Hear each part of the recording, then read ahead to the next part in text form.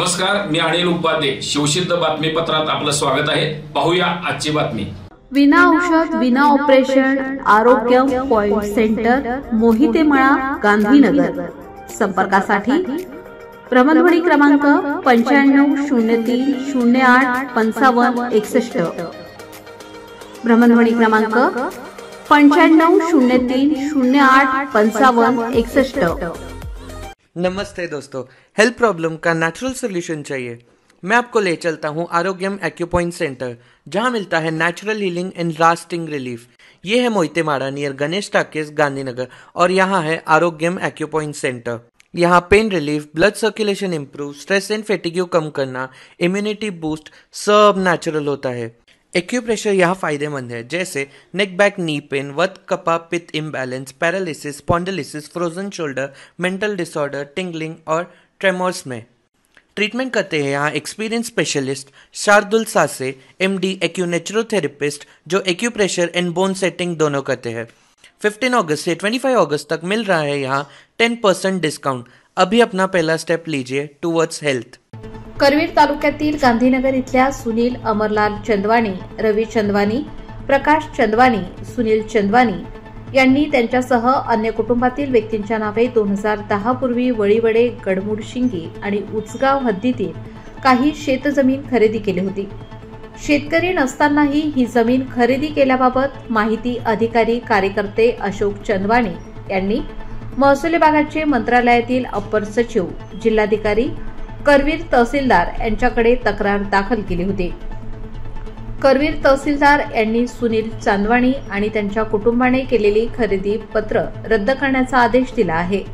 याबाबत अधिक माहिती अशी की करवीर तालुक्यातील गांधीनगर इथल्या सुनील अमरलाल चंदवानी यांनी आपल्यासह आपल्या कुटुंबातील अन्य व्यक्तींच्या नावे वळीवडे, गडमुडशिंगी आणि उचगाव ग्रामपंचायत हद्दीतील काही एकर शेतजमीन 2010 सालापूर्वी खरेदी केली होती।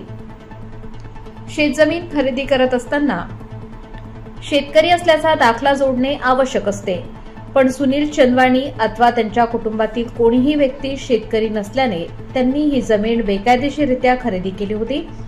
याबाबत माहिती अधिकारी कार्यकर्ते अशोक चंदवानी यांनी सुनील चांदवानी आणि त्यांच्या कुटुंबाच्या नावे खरेदीपत्र केलेले शेतजमीन बेकायदेशीर असून हे खरेदीपत्र रद्द करून जमीन शासनाच्या ताब्यात घ्यावी अशी तक्रार मंत्रालयातील महसूल विभागाचे अप्पर सचिव, कोल्हापूर जिल्हाधिकारी, करवीर तहसीलदार यांच्याकडे 2010 साली केली होती।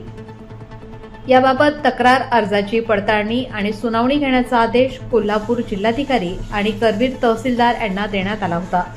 त्यानुसार करवीर तहसीलदार कार्यालयामध्ये सुनावणी सुरू होती। तब्बल 15 वर्षांनंतर या प्रकरणाचा निकाल करवीर तहसीलदार स्वप्नील रावडे यांनी जाहीर केला असून सुनील चंदवानी यांच्याकडे शेतकरी असल्याचा दाखला नसल्याचे सिद्ध झाले असून हे संपूर्ण खरेदीपत्र रद्द करण्याचा आणि या सर्व 7/12 पत्रकी इतर हक्कात कलम 63 नुसार व्यवहार असा ठेवावा आणि पुढील कारवाई कलम 63 नुसार करण्याचा शेरा आदेश 10/10/2025 रोजी दिला आहे। या आदेशामुळे गांधीनगरसह परिसरात खळबळ उडाली आहे। शेतकरी नसताना विनापरवाना शेतजमीन खरेदी केली प्रकरणी सुनील अमरलाल चंदवानी, रवी अमरलाल चंदवानी, प्रकाश अमरलाल चंदवानी व इतर या लोकांनी 2010 साली त्या अगोदर अनेक जमिनी खरेदी केलेल्या होत्या। विनापरवाना जमिनी खरेदी केल्याप्रमाणे शेतकरीचा कुठला दाखला न जोडता त्या गोष्टी आम्हाला समजल्यावर आम्ही अवर सचिव मंत्रालय मुंबई 2010 साली यांच्याकडे तक्रार अर्ज दाखल केलेला होता। त्या अनुषंगाने कक्ष अधिकारी अवर सचिव मंत्रालय मुंबईच्या कार्यालयातून माननीय जिल्हाधिकारी कोल्हापूर यांच्याकडे सदर प्रकरणाची चौकशी व सुनावणी घेण्यास पत्रव्यवहार केला। त्या अनुषंगाने जिल्हाधिकारी यांनी 2010 ते 11 पर्यंत सुनावणी घेऊन दोन्ही पक्षकारांना संधी देऊन म्हणणं ऐकून त्यावेळेला कोणत्याही सुनावणी दरम्यान शेतकरी असलेला दाखला किंवा कागदोपत्री पुरावा न दिल्याने सदरचं प्रकरण हे परत विभागीय आयुक्त आणि मंत्रालय यांच्याकडे अहवालासुद्धा सादर करण्यात आला की त्यावेळेस शेतकरी नसलेला दाखला पुरावा नसल्याने ते शेतकरी नसलेले सिद्ध झालेलं आहे। त्या अनुषंगाने 2017 साली अवर सचिव कार्यालयातून परत माननीय जिल्हाधिकारी व तहसीलदार यांच्याकडे सदर प्रकरणाची सुनावणी घेऊन पुढची कारवाई करण्यास सांगितले आदेश काढलेले होते।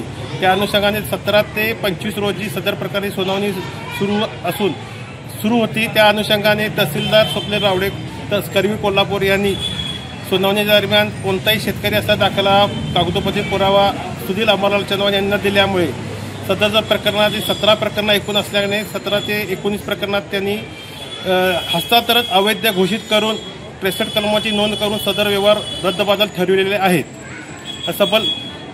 तब्बल हे 15 वर्षांनंतर आम्हाला न्याय मिळालेला आहे।